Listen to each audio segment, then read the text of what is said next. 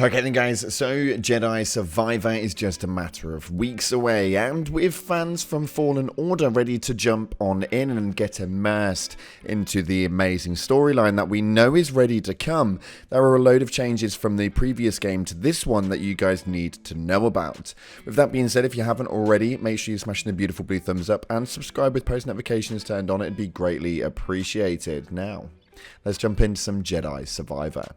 So starting off with the transversal. Transversal in the Fallen Order was always a bit of an issue, whether it was the backtracking to access areas that you didn't have access to previously without specific traits, or the lack of fast travel. Maneuvering around the map was always an issue and took so much longer than it would ever actually need to, especially towards the end of the segment where you'd have to revert back all the way through a planet and get back to the Mantis to move on and progress through the storyline. This was a massive issue for most players. Now this has been fixed big time with Survivor, as we've now got the fast travel, and these fast travel points have been completely confirmed with them being the meditation points by the looks of things.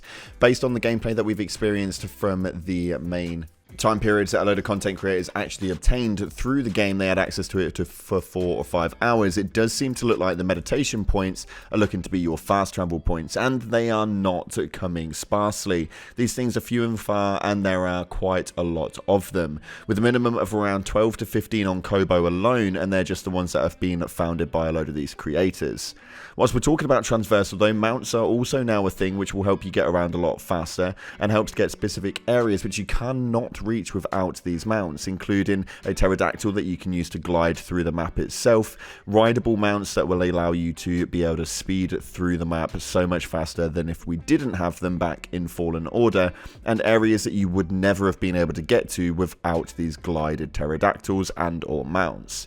Grapples will now also make the transversal a lot faster and a lot more fluid. You're going to feel a lot more difference inside of that, and you're definitely going to start to be able to utilize this a bit more often. The only thing that I do find with these sorts of games and having those transversal movements is that you do become really reliant on them after a small time. So find yourself being able to run through with a character on these 2 feet, especially when he runs the way that Cal does, is definitely going to cause some issues to say the least. Next up, we're going to talk about the scale of the game, and the scale of the game is absolutely huge. Now, we have touched on this on our previous video, with the storage size of this game being 3 times what it was in Fallen Order. Now, the map itself, it seems to be about 3 times as big inside of each one, with Kobo having a 4 to 5 hour access period from when the main content creators were actually able to play on it, and they only went through about 20% of that map. Now already that alone is larger than near enough the entire Fallen Order story as it goes, and not only that, we've now got more enemy types, more stances with the lightsabers themselves, side missions, random side boss fights, and exploration will keep you guys entertained for a very long time.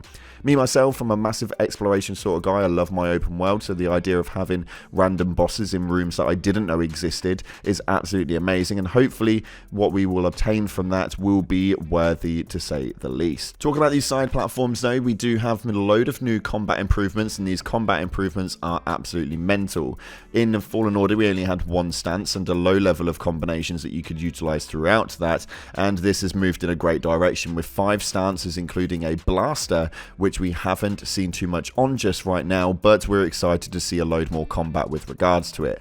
But the best part about it is that even though there are 4 new stances inside of this game, combat feels similar to Fallen Order at the same time, which means if you've played the previous game, then you should be able to just pick up the controller and jump in and feel like you know exactly what you're doing. With a slight learning curve around combos and chaining abilities, this makes up for a really good time for you guys, and this is something that I'm really excited about the most. Having so many different stances means you can play the game in so many different manners, and being able to also utilize that in a different manner means that you guys are going to be able to play this in so many different ways. Having those stances means that you can change up the way that you play, having different build availabilities alongside a load of the skill trees that we already know exist, means that this is going to lead for a lot more immersion inside of your character, and be able to make that character play the way that you want him to play, rather than it being forced down a single stance with low level combinations and being forced to play the game in a specific attitude. Whilst we're talking about specific manners though, NPCs do make the game feel so much more alive in Survivor. On Fallen Order, essentially the way that it worked is that all NPCs that you can interact with were generally on the Mantis. Now this time around you've got so many more people to speak to, and there are people practically everywhere. Whether it's people providing side missions, main story characters, or just people dotted around the map who will have a genuine conversation with you, this game just feels so much more immersive. And not only that, but each map on its own just feels so much more lived in. Especially what we know of Kobo right now, it feels like you're almost in one of the films and being a part of something a little bit more personal. This for me means a hell of a lot, mainly because the lack of immersion, the lack of personality, the lack of feeling inside of the previous game really put me off on that main level. The storyline was okay, but as an overall, it just felt like I was playing a storyline.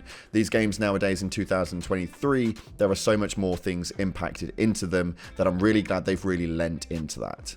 Now these are just a few of the main changes that we've experienced inside of Survivor based on what we've seen so far, and we've only just touched the surface. With that being said, the game launches in just a matter of weeks now, and we're all really excited to dive on in, so make sure that you guys jump on in with us. We're going to be going live for this game, and I'm going to be trying to play through as much as I can on launch night, so make sure you guys see us here on the channel.